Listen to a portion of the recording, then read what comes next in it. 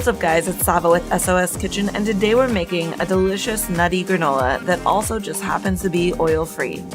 I made granola once before and I hated it because the oats were so chewy, it hurt my jaws to eat it, and it seemed like way too much effort for not enough reward. Well, this recipe was a game changer for me, and I love that it has no oil in it. Anyways, to get started, you'll need some regular rolled oats. To the oats, we're going to add some water, and take your hands and just scrunch through the mixture, trying to make sure all of the oats are at least slightly dampened. This helps the oats to cook better, and makes it so they aren't chewy when they come out of the oven. Set your oats to the side while you prepare the sugar mixture. In a small pot, mix together some brown sugar, water, honey,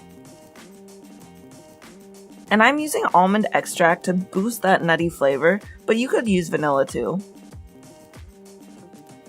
Add in some salt along with your spices, which are some freshly grated nutmeg and some cinnamon. Mix everything together and put it on the stove at about medium heat. Bring the mixture to a boil. Once the entire top of the mixture is covered in bubbles, let it cook for another 20 seconds and then turn off the heat. Go back to your bowl of oats and add in your mixed nuts and seeds. I had this mix on hand, but anything you like will work here.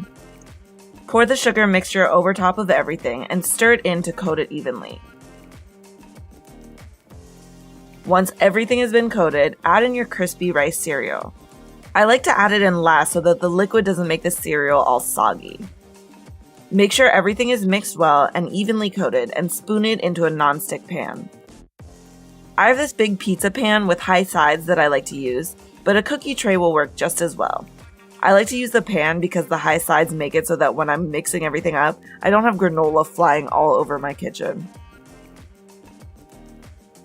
Spread the granola in a nice even layer and then put it in a 325-degree oven for about 25 minutes. After 25 minutes, this is how your granola will look. It will have started to brown, so give it a mix so nothing burns and put it back in the oven for another 10 minutes.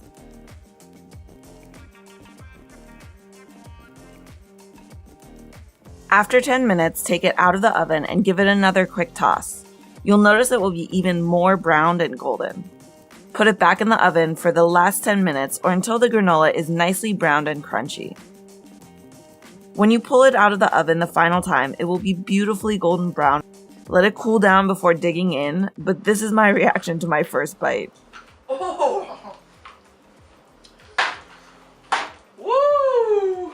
Yeah, it was that good. This granola stores well after it's cooled down, and it goes great on yogurt, or how I like to eat it, with some fruit atop my chia seed pudding, which I'll link the recipe to at the end of the video. As always, the recipe and ingredients will be in the description box below. Try this recipe out if you're looking for an amazing granola that also just happens to be oil-free. Let me know what you think in the comments below, and please subscribe to Sweet or Savory Kitchen for new recipes every week. Thanks for cooking with me. Bye!